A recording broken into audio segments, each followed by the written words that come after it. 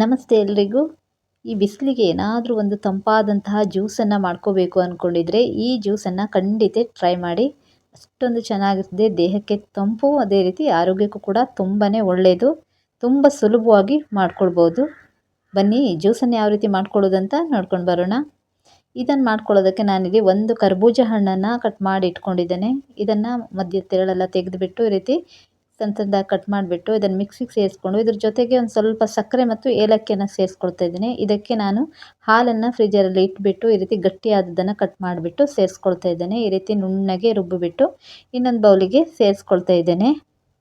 ಇದಕ್ಕೇನೆ ನಾನು ತಂಪಿನ ಬೀಜನ ನೆನೆ ಹಾಕಿಟ್ಟಿದ್ದೆ, ಇದನ್ನೊಂದು ಸ್ವಲ್ಪ ಸೇರಿಸ್ಕೊಳ್ತಾ ಇದ್ದೇನೆ.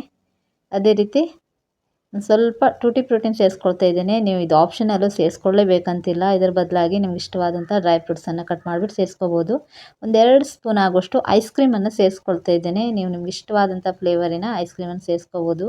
ಐಸ್ ಕ್ರೀಮನ್ನು ಸೇರಿಸೋದ್ರಿಂದ ಟೇಸ್ಟ್ ಇನ್ನೂ ಚೆನ್ನಾಗಿ ಬರ್ತದೆ. ಇವಾಗ ಇದೆಲ್ಲವನ್ನು ಒಂದು ಸಲ ಮಿಕ್ಸ್ ಮಾಡಿಕೊಂಡ್ರೆ ಆಯಿತು ನೋಡಿ.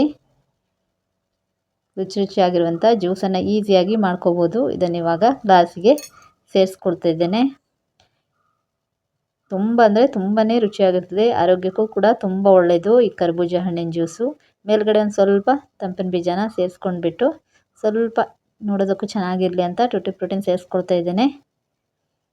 ನೋಡಿದ್ರಲ್ಲ ಎಷ್ಟು ಈಸಿಯಾಗಿ ಕರ್ಬೂಜ ಹಣ್ಣಿನ ಜ್ಯೂಸನ್ನು ಮಾಡ್ಕೋಬೋದು ಅಂತ. ನೀವು ಕೂಡ ಇದೇ ರೀತಿ ಟ್ರೈ ಮಾಡಿ. ವಿಡಿಯೋ ಇಷ್ಟ ಆದರೆ ಲೈಕ್ ಮಾಡಿ, ಚಾನಲನ್ನು ಸಬ್ಸ್ಕ್ರೈಬ್ ಮಾಡ್ಕೊಳ್ಳಿ. Thank you.